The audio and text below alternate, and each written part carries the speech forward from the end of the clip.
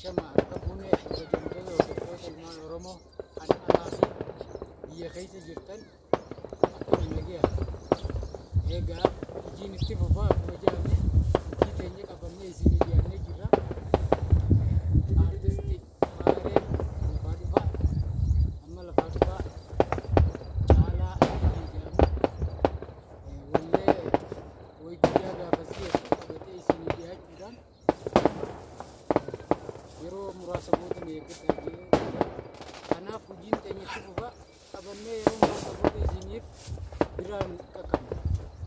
Kanaaf gamtaatuuf yaa birree itti barreessaa warri maatii kennitaa jalal seenaa laayii sheer godhuudhaan jajjabeessaa birree Maaree amma lafaa dhufaa isin fidaa jirra.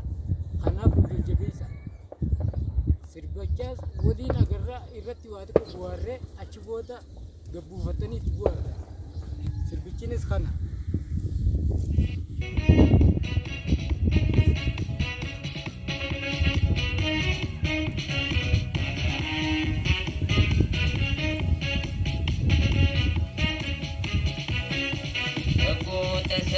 Kan sabaa qoflaatu kan lubbuu isaa kennee saba isaa oolfatu way guyyaa gaafasii way guyyaa baramtu maatii isheen gaaya